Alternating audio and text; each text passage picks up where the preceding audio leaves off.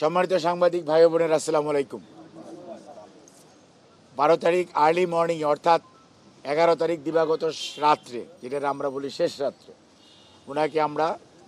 Ever care হসপিটালে উনি অসুস্থ বোধ করায় মেডিকেল বোর্ডের পরামর্শক্রমে আমরা এভার কেয়ার হসপিটাল ওনাকে নিয়ে যাই এবং সেখানে মেডিকেল বোর্ড পরীক্ষা নিরীক্ষা করার পর সাজেস্ট করে ভর্তি করার জন্য সেই অনুযায়ী ওনাকে এভার কেয়ার হসপিটালে ভর্তি করা হয়। Professor doctor Shahabuddin Talukdar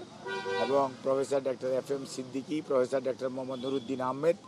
professor doctor Shamsul Arifin, professor doctor Abu Jafar Mohammad Saleh, professor doctor Masum Kamal এবং ডক্টর মোহাম্মদ জাফর ইকবাল, এদের তত্ত্বাবধানে উনি ওখানে চিকিৎসাধীন ছিলেন। এবং দেশের বাইরে থেকেও আমাদের বেশ কয়েকজন ওভারসিজ কনসালটেন্ট আছে যারা আমেরিকাতে ইউকেতে থাকেন, ওনারাও এই ওনার যে মেডিকেল বোর্ড সেটাতে অংশগ্রহণ করে এবং ওনাদের পরামর্শক্রমে এই কয়েকদিন ওনার চিকিৎসা চলার পরে উনি কিছুটা সুস্থ বোধ করেন। সুস্থ বোধ করার এই যে বারে বারে যেতে হয় আসতে হয়, তার কারণটা কি? কারণটা হচ্ছে ওনার ক্রনিক লিভার ডিজিজ এমন একটা ডিজিজ, আমরা বলেছি যে ওনাকে সংকট থেকে উত্তরণের জন্য টিপস যে প্রসিডিওরটা জন হপকিন্সের চিকিৎসকরা করে দিয়ে গিয়েছেন, সেটা করার পরিপ্রেক্ষিতে উনি সাময়িকভাবে কিছুদিন সুস্থ থাকেন, তারপরে উনি আবার অসুস্থ হয়ে যান। এই অসুস্থতাটাকে যদি কাটিয়ে উঠতে হয় তাহলে ওনাকে মাল্টিডিসিপ্লিনারি অ্যাডভান্স সেন্টারে যেমন নেওয়া প্রয়োজন, অন দি আদার হ্যান্ড এটা নিতে হলেও ওনার শারীরিক সুস্থতারও একটা বিষয় আছে। যতই দিন যাচ্ছে ওনার শারীরিক সুস্থতা সত্যিকার অর্থে একটু প্রত্যেকটা ডিজিজ ক্রমান্বয়ে বাড়ছে, যার জন্য ওনার শারীরিক সুস্থতা কখনো কখনো দেখা যাচ্ছে উনি বেশ ভালো আছে এবং অল্প একটুতেই দেখা যাচ্ছে উনি শারীরিকভাবে অসুস্থ বোধ করেন। যার জন্য যে যখন আপনি প্লেনে টেক অফ করবেন, ল্যান্ডিং করবেন, প্লেনে যখন থাকবেন, একটা নেগেটিভ প্রেশার থাকে। তো এই নেগেটিভ প্রেশারে ওনার যে হার্টের যে সমস্যা আছে, লিভারের যে সমস্যা আছে, কিডনির যে জটিলতা আছে, সব কিছু মিলিয়ে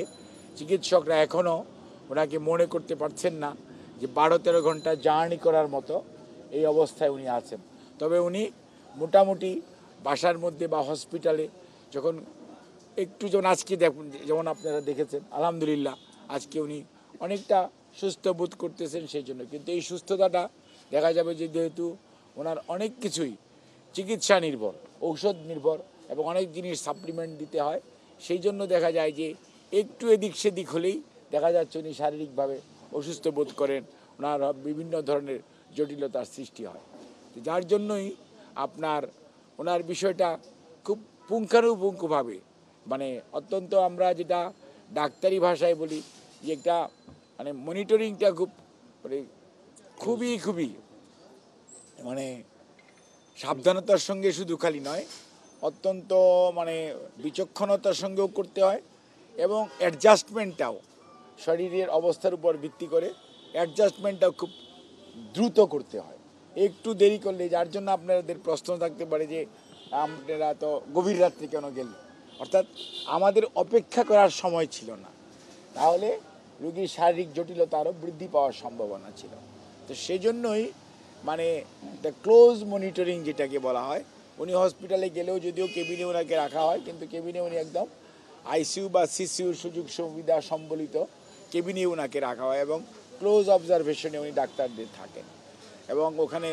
ওনার যে স্টাফরা যারা দেখাশোনা করে এবং সার্বক্ষণিকভাবে দেশি বিদেশি চিকিৎসকরা অনলাইনে আমাদের এই মেডিকেল বোর্ডকে সহযোগিতা করে এবং সেখানে বিশেষ করে নিউ ইয়র্ক থেকে ডাক্তার হাবিবুর রহমান লুলু, তার পরবর্তীতে ডাক্তার জন হ্যামিল্টন, ডক্টর ক্রিস্টোস, তারপরে আমাদের ওখানে ডক্টর রফিকুদ্দিন আহমেদ এবং আমাদের ওখানে আছে ডক্টর হামিদ রব, আর ইউকেতে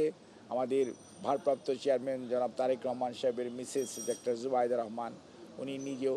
অংশগ্রহণ করে। অস্ট্রেলিয়াতে ডাক্তার মাজহারুল হক সে আছে। অর্থাৎ এখানে পার্টিসিপেশনটা এবং ওনার যে চিকিৎসার ব্যাপারে এটা কালেকটিভ ডিসিশন হয় এবং কালেকটিভলি এখানকার চিকিৎসকরা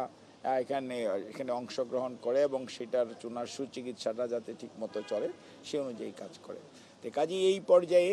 এবার উনি খুবই মানে অত্যন্ত মানে সাডেনলি ওনার শরীরটা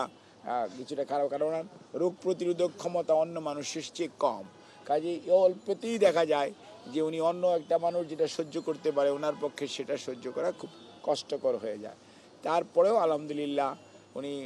মানুষের দোয়ায়, আল্লাহর অশেষ মেহেরবানিতে, চিকিৎসকদের প্রচেষ্টায়, আল্লাহর কাছে শুক্রিয়া যে উনি অনেকটা এখন ওই দিন রাত্রে এসছে, 12 তারিখে এসছে, আজকে অনেকটা সুস্থ।